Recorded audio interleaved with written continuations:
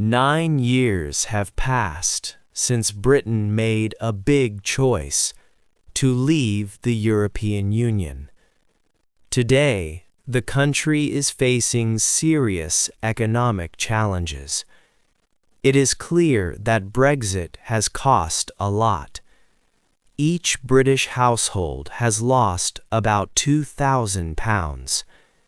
This money shows less income and slower economic growth. This sad situation points to a story of national self-sabotage, where the country harmed its own future. Many people now feel regret about their vote. This feeling has a name: Bregret. It means voters are sorry for their decision. This regret is now very common across the UK. But there is one very important, surprising reason why this feeling became so widespread. We will find out what it is later. In 2016, many people had a bright vision for Britain outside the EU. They believed in more control, more money, and a better future. Yet looking at 2025, the real situation is far from what was promised. The gap between the hopeful vision and today's reality is very wide. To truly understand Britain's problems and the current crisis, we must look at something deeper. We need to uncover a hidden way of thinking among British people. This way of thinking started many years ago, even back to World War II. This important trait will be explained in detail in the next chapter. This introduction finishes with a strong thought. The true cost of Brexit is not just money. Britain has lost something much more valuable than any amount of money. This loss, sadly, is forever.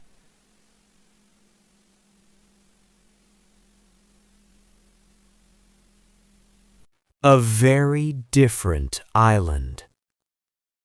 France and Germany saw the European project as a way to stop future wars. After terrible conflicts, they wanted lasting peace. So working together in Europe was a deep, important goal for them. But Britain had a different view. Britain joined Europe mainly for business, to be part of a large market. For Britain, it was a practical deal, not a project for peace. This difference was very important and created a misunderstanding that lasted for many years. Britain is an island nation. This made people feel apart from the rest of Europe. Also, Britain had a powerful empire in the past. This history gave many people a sense that Britain was a global leader. They believed Britain could act on its own without needing too many ties to Europe. This island way of thinking and the memory of its empire shaped Britain's identity. A surprising fact is that Britain's experience in World War II played a hidden role. Britain was never conquered. Many felt great pride in this.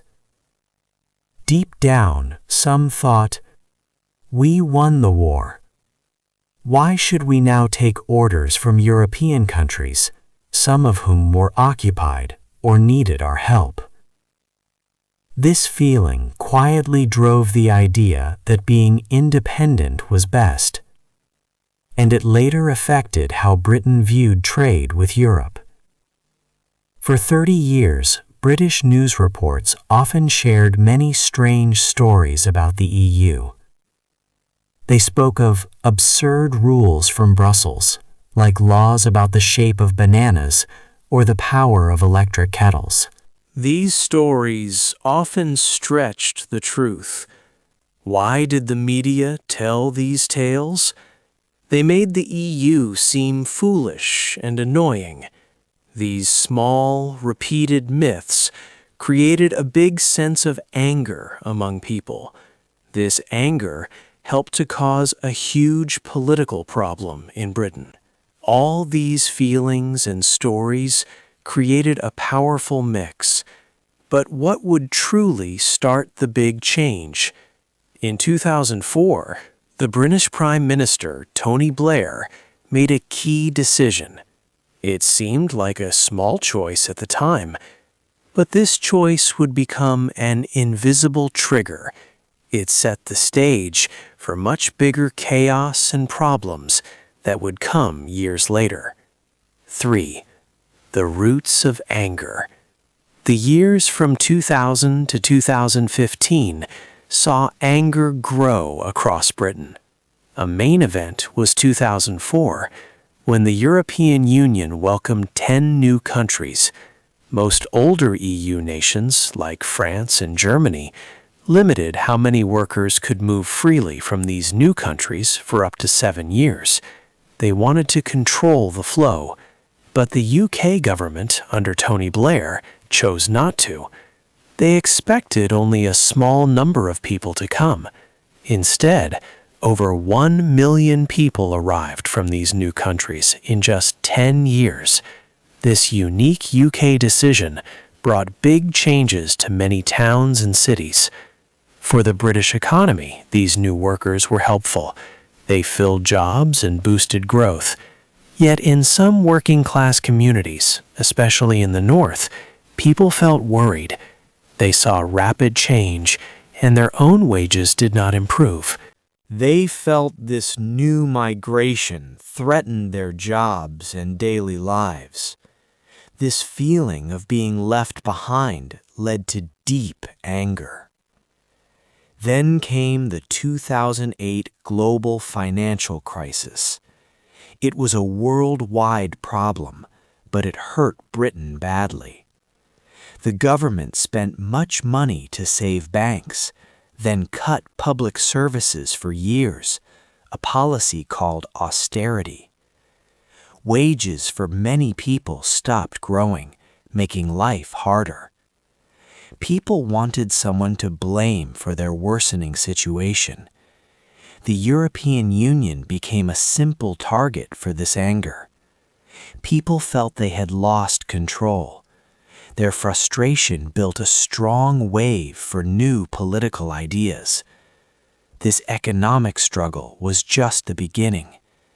The biggest shock, a true betrayal, as you will discover in Chapter 7, was still ahead. On the eve of a historic vote, the public was ready for change, unaware they were about to be sold a huge lie about £350 million a week. 4. The big promises. In 2016, Britain faced a big choice: stay in the European Union or leave. The Leave the campaign made many promises to convince voters. These promises had 3 main ideas: sovereignty, money, and borders. First, they talked about sovereignty. This meant Britain would take back control of its own laws and government. They said no more rules from Brussels. British politicians would make all the decisions for Britain. Many people felt distant institutions made choices for them, so the idea of reclaiming control felt good. The campaign's words were simple and powerful. Take back control. Worked well because it was vague. The campaign did not explain what control meant exactly. Different people could imagine it in their own ways. Some thought it meant more power for local towns. Others believed it meant more national pride. This unclear promise helped to unite many different types of voters who had various reasons for their anger.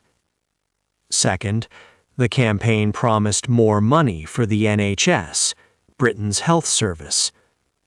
They famously put a huge claim on a bus. We send the EU £350 million a week. Let's fund our NHS instead. This number was much higher than the actual money Britain sent to the EU, but it made many people think Britain would have more money for hospitals. This promise was very appealing, and many people believed it deeply. Third, they promised to control borders better and reduce the number of people coming into the country. One big fear story was about Turkey joining the EU. The campaign strongly suggested that this would mean 77 million Turkish citizens could move to the UK. This was not true. Turkey was not close to joining. This terrifying lie, now largely forgotten, made many voters afraid and helped change the vote. Libertarians, who wanted to leave the EU, had a special dream for Britain's economy. They called it Singapore on Thames. They imagined Britain as a country with very low taxes and few rules, like Singapore. They believed this would attract many global businesses and create wealth. This dream, however, was doomed to fail from the start. Finally, the day of the vote came. Many people voted to leave the European Union. The Leave campaign won. But after the celebrations, a new problem started. The winners had no real plan for what to do next or how to make their big promises real. This lack of a plan would cause many difficulties, especially in talks with the EU. 5. The hard reality. After the Leave vote in 2016, a hard truth soon became clear. There was no detailed plan for what Brexit would look like. The next 4 years were filled with difficult talks and political confusion. One of the biggest problems was the border in Northern Ireland. Before Brexit, there was an open, invisible border between Northern Ireland, part of the UK, and the Republic of Ireland, part of the EU. This open border was a key part of the peace agreement from 1998. However, the UK wanted to leave the EU's single market and customs union. This meant there had to be checks on goods moving between the UK and the EU. But putting a hard border with customs posts on the island of Ireland would break the peace.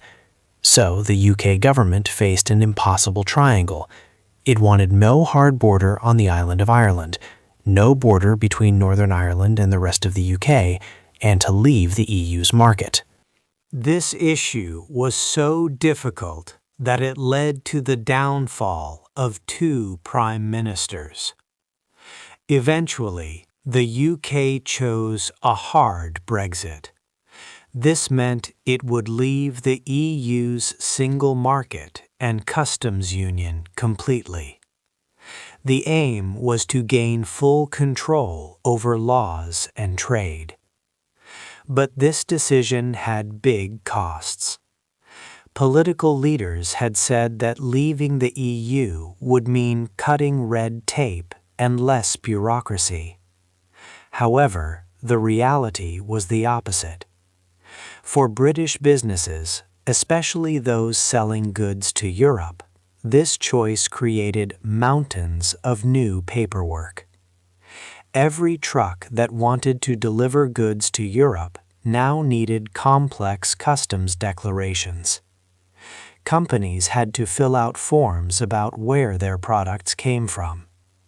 Food items like fresh fish or meat needed new health and safety certificates to cross the border. These extra steps caused long delays at ports and added high costs for businesses. This new system of trade barriers made moving goods much harder and more expensive. The costs of transport, new checks, and paperwork all added up. This meant that many products, especially food imported from Europe, became more expensive for people to buy. This rise in prices was like a hidden tax that would soon affect everyone, and its full impact would be seen in future chapters. At the end of 2020, a new trade deal was signed with the EU called the Trade and Cooperation Agreement. This deal officially ended the free movement of people. For many British exporters, however, this agreement felt like a suicide note. It meant their easy, smooth trade with Europe was gone. They now faced big obstacles, new costs, and a much harder way to sell their goods. The economic effects of this change were immediate and left many people very worried about the future of British trade. 6. Lost money and trade. The new trade deal, signed in 2020, quickly showed its true colors. Many British businesses found it much harder to sell their products to countries in Europe. New paperwork, customs checks, and different rules made trade slow and expensive. This led to big losses in money and jobs. To understand why, we can look at something called the gravity model of trade. It's a simple idea. Countries trade more with their close neighbors. It's easier and cheaper to send goods across a short distance than across a long one. For example, sending a box from London to Paris costs much less than sending it to Los Angeles. This is why, before Brexit, about half of Britain's trade was with the European Union. No matter the politics, trading with France or Germany will always be easier and cheaper than trading from faraway Australia. The fishing industry is a clear example of this problem. The Leave campaign promised that Brexit would save British fishing. Fishermen were told they would take back control of their waters and sell more fish. But the opposite happened. British fish, a luxury product, was mostly sold to Europe. After the new rules, exporting fish became very difficult. New customs forms and health papers meant long delays. This caused exports to Europe to drop sharply, by 83% in the first year alone. Many fishing businesses struggled or failed. Remember the idea of Singapore on Thames from Chapter 4? This was the dream of Britain becoming a global tech hub with few rules and low taxes, like Singapore. The plan was to attract big businesses and become a world leader in new technology. But this dream did not come true. The world of global trade was changing. Big countries like the United States and China began to focus more on their own industries and tech sectors. They became more protective of their markets. This made it harder for Britain to find its own way in the global tech race. Britain was squeezed between the big trading blocs, unable to fully compete. All these changes, from new trade rules to harder global competition, had a huge cost for the country. Experts now talk about the missing 4% of GDP. This means Britain's total economic output has grown 4% less than it should have. This money vanished into higher costs for businesses, fewer products sold to other countries, and slower growth in people's wages. It's money that British households would have had. But there was one promise that many people who voted to leave held most tightly. This was the promise to take back control of Britain's borders and reduce immigration. Many believed leaving the EU would mean fewer people coming to live and work in the UK. However, the story of what actually happened with immigration after Brexit holds the biggest and most surprising betrayal of all. Who comes to Britain? Many people voted for Brexit because they wanted to control who came to Britain. They believed leaving the European Union would mean fewer people coming to live and work in the country. This was a main promise of the Leave campaign in 2016. However, the reality after Brexit has been very different from what was expected. The opposite happened. In 2023, Britain saw the highest number of people coming to live there in its recorded history. Around 1.2 million more people moved to Britain than left. This huge number is much higher than before Brexit, even higher than the years when EU workers could come freely. This was a very unexpected result for many who voted for Brexit, as their goal was to reduce the overall number of new arrivals. Before Brexit, many workers came from EU countries, especially from Eastern Europe, to fill jobs in Britain. After Britain left the EU, it became harder for these workers to enter the UK because of new rules, so fewer people came from Europe. But Britain still needed workers for many important jobs across the country. Key sectors like healthcare, social care, farming, and hotels faced severe staff shortages.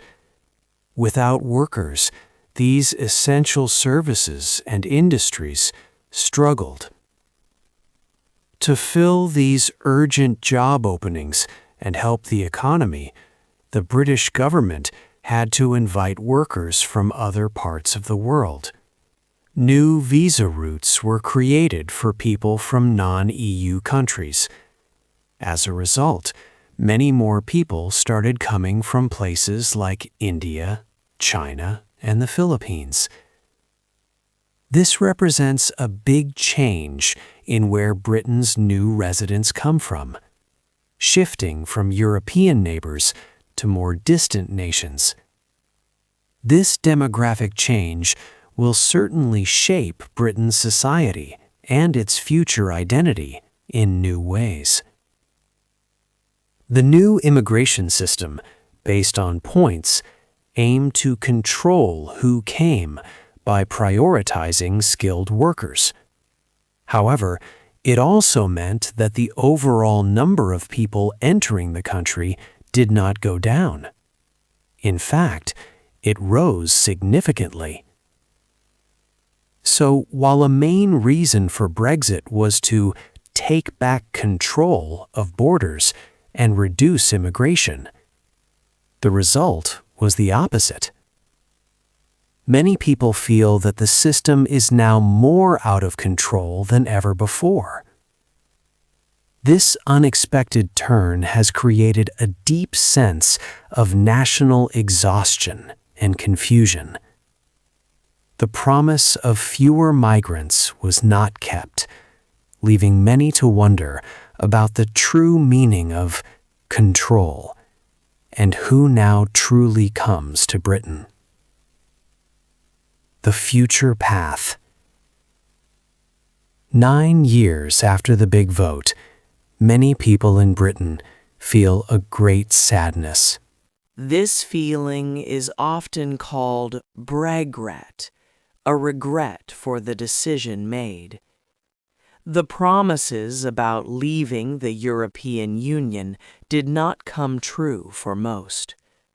People thought leaving would bring more money and full control over borders. Instead, the country has lost money, about £2,000 for each family on average. Also, more people are coming to Britain than ever before, even though they come from different parts of the world now. This has left many voters feeling disappointed and confused. Today, only 13% of British people think Brexit was a success.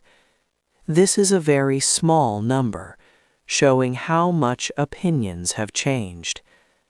Most people now believe Britain should trade more closely with its European neighbors again, which is different from what was promised. The country now faces a big and difficult question. What path should it take for the future? There are three main ways forward. The first way is to rejoin, or become much closer to Europe again. This means fixing the old ties and perhaps even trying to become part of the European Union once more. But this would be a very hard thing to do. Many people might not agree with such a big change, and the countries in Europe might not welcome Britain back easily after all that has happened. The second way is to realign.